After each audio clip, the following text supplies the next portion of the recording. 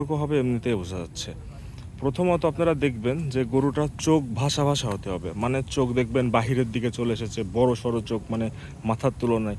সেই গরুগুলোর আপনি যে চিন্তা ভাবনা করবেন তার থেকে দুধ বেশি হবে।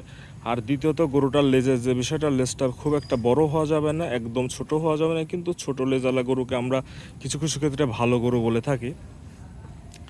আর মেইন যে বিষয় দেখুন, বাচ্চা গরু, কিন্তু বাচ্চা গরুরও আসলে নিচের ছোট ব্যান্ড পাইপ টাইপ কিছু দেখা যাওয়া উচিত, কিন্তু এই গরুটার আসলে ব্যান্ড পাইপ টাইপের অবস্থানটা ওইভাবে বোঝা যাচ্ছে না। এক্ষেত্রে বোঝা যাচ্ছে যে আসলে মানে যে গরুগুলোর ব্যান্ড পাইপ হবে সেটা আপনি ছোটোবেলায় থেকেই গরুটার হালকা একটু শিরা উপশিরার মতো এমন দেখতে পাবেন, কিন্তু এই গরুটার আসলে ওইভাবে দেখা যাচ্ছে না।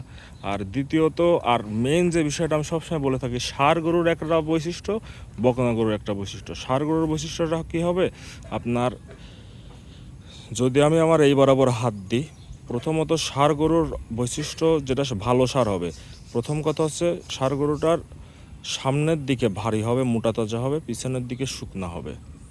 আসলে গরুটাকে ষাঁড় গরুর দিকে পড়ে যাচ্ছে না, দেখেন যে পিছনে আসলে শুকনা, সামনের দিকে ভারী। প্রথম সমস্যাটা হচ্ছে এই গরুটা ষাঁড় গরুর মতো বৈশিষ্ট্য, মানে এই গরুটা যদি ষাঁড় গরু হইতো তাহলে গরুটা খুব বড় সড়ো ভালো হইতো, দ্রুত মাংস লাগতো। কিন্তু যেহেতু এটা বকনার, সেহেতু এটা আসলে একটু নেগেটিভ।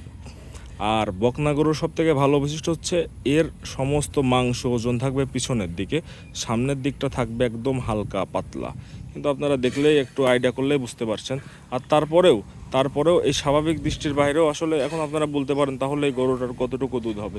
এই গরুটার প্রথম ল্যাকটেশনে মোটামুটি যদি ঠিকঠাক মতো খাদ্য বা যত্ন পাই, ওলানে কোনো সমস্যা না হয়, তাহলে প্রথম ল্যাকটেশনে এই গরুটার আপনার 9-10 লিটারের মতো দুধ পাওয়া যাওয়ার কথা। দ্বিতীয় ল্যাকটেশনে 13-14 লিটার, মানে 2 বেলা মিলে পাওয়ার কথা, যদি ফুল যত্ন করা হয়। আর তারপরেও দেখবেন যে কিছু ওই যে এমন কিছু বড় বড় গরু থাকে, গরুগুলোর আপনার সকালে দুধ হয় 4-5 কেজি, বিকালে দুধ হয় 2 কেজি, মানে 6-7 লিটার। আসলে আমাদের বাংলাদেশের প্রেক্ষাপটে 5-6 লিটারের গরুর অভাব নেই, মানে সব গরু 5-6 লিটার, মানে একটা ভালো মানের গরু 5-6 লিটার। আর মানে যে গরুটার 5-6 লিটার সেই গরুটা তো 5-6 লিটারই। আর ভালো মানের গরু 5-6 লিটার হওয়ার পিছনে কারণ আছে।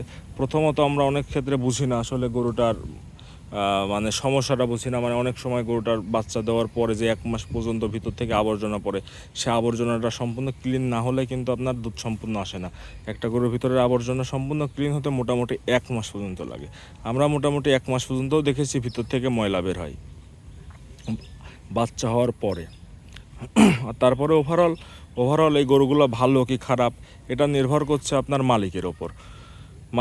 কেন বলছি, কারণ প্রথমত এই গরুগুলোকে আমরা কোনোদিনই আমাদের খামারে রাখবো না, কারণ আমাদের খামারে আসলে ওকে আমরা